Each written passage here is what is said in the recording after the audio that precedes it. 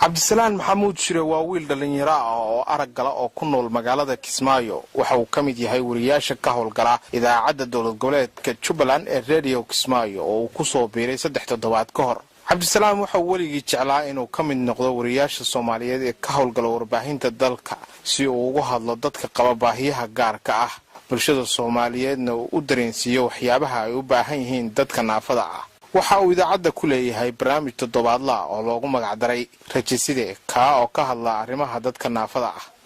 walaal magacaaga iyo goobta aad inaga soo magacana ugu celi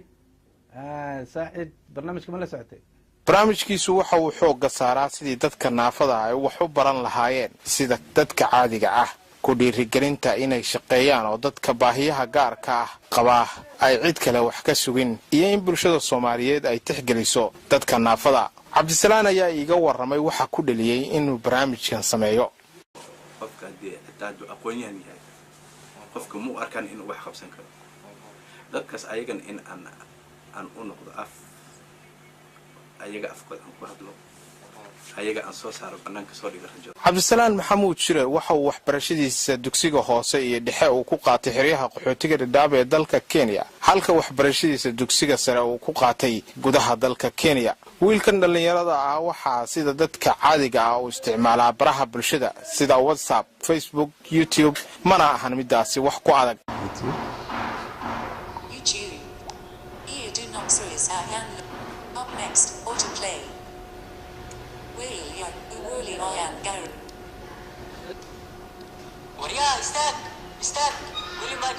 حدا فيلم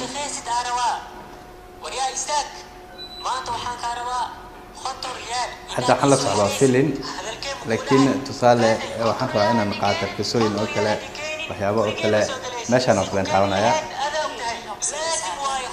وحي مركز كده هذا يستجيب وكان هذا ولو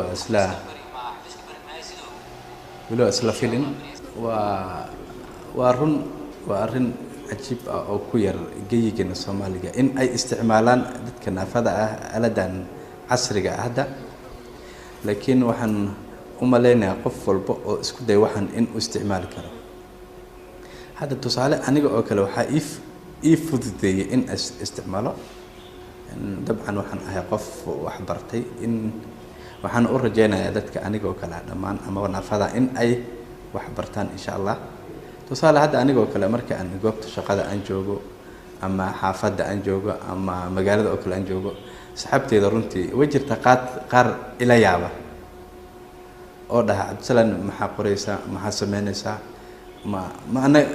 حتى قار يقولك فتا ما جرى ما أنا جا نواليسا ماشي وحكو قرن ضد واحد لون أنا جا مقلنا حلو قرأ ومجد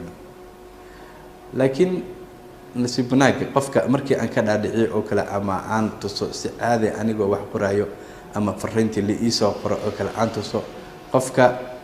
ويوهم بلينا يا ويمهد علينا يا meelo badan oo kamid ah dalkeena Soomaaliya waa ay adag tahay in dadka qaba baahiyaha gaarka ah ay ka helaan waxbarasho noocaan ah